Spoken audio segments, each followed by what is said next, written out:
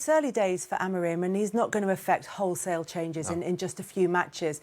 But is the bigger concern for Manchester United fans at the moment about what's happening off the field, where it felt as though finally, after a long time, there was actually a bit of optimism, and that feels like it's disappearing?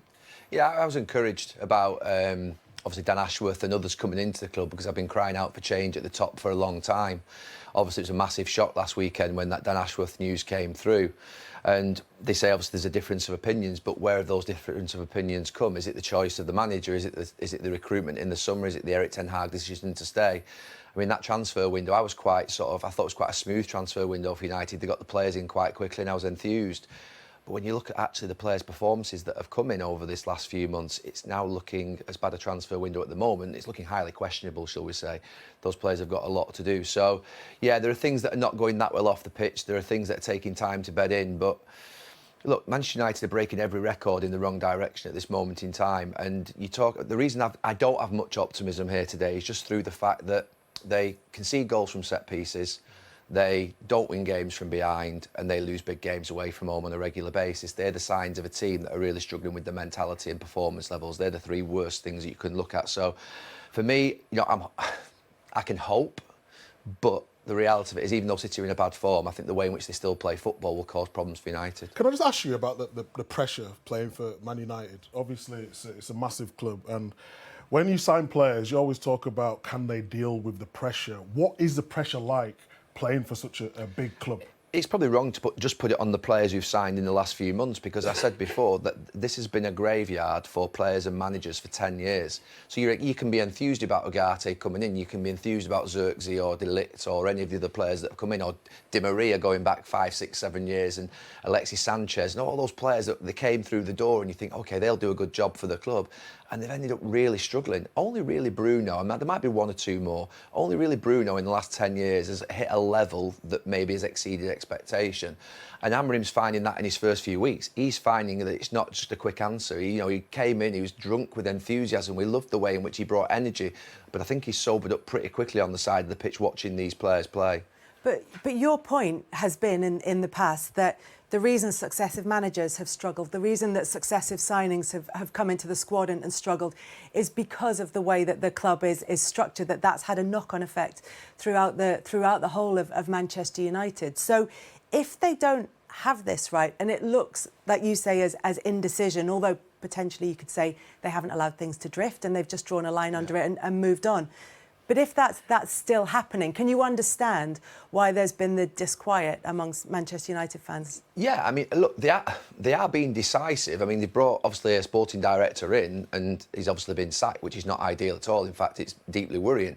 However, for 9 years, Ed Woodward ran the club and didn't have a sporting director at all. I mean, who was making the decisions? And go back to the Jose Mourinho transfer window, and he was turned down players from Bayern Munich. And who's turned him down? Who actually is making these decisions at the football club? So there was nothing in place at all for 8, 9 years. So it was actually it was obvious why Manchester United weren't succeeding. With Jason Wilcox coming in, Omar Barada, Dan Ashworth and others, you think, OK, at least there are competent people who we know have had a good track record at other clubs coming into the club. Obviously, it's not quite worked out for Dan Ashworth, which is still, to me, quite bizarre and mystifying a week later. But at least there are sporting people in the club. There weren't for like the previous 10 years. It was just strange. Well, what have you made of all of this? Because there's been a lot of talk, yes, about the players, but that's been going on for a long time. But with the new owners coming in, there were the redundancies, and then there were the removal of the concession tickets, and then there was the raising of the lowest ticket prices, and then there's this situation with Dan Ashworth. What have you made of it all? Well, obviously it's not good. It's not been good news over the last few months and the last few years off the field stuff that we're trying to figure out ourselves. And obviously new people are in. The last few months it was obviously a feel-good factor, and they maybe need a little bit more time. I'm guessing morale at the club is not great when the first team aren't winning week in, week out. It does affect people and people in the background. And as you said, if they're making decisions, cutting people's whatever bonuses or whatever it might be, that affects everybody. So I think the situation at Man United certainly aren't great. But I also think that the players do have a responsibility to try and lift the club. And it's amazing what a few football results can give everyone a lift. But what we've seen over the last few months, the level of performance for Man United has been so poor. And obviously we just looked at the league table there. And I'm always scratching my head looking at the league. It is hard to believe how bad they are, but you still have to find something. You have to find a spark. You have to find something from within the dressing room. And we can make excuses for this team all day long about what's going on off the field and recruitment, but you have to find something. You have to create something in the dressing room, a spark. But how do you do that? I go back to it, whatever the quality might be, and there's question marks over a lot of it. I go back to it, and I repeat myself every bloody week on these programmes. The reason you play the football, whether you're playing in front of 50,000 or 60,000, if one man and his dog, you have to have some sort of pride in your performance, whether it be how much you run, quality when you get the ball.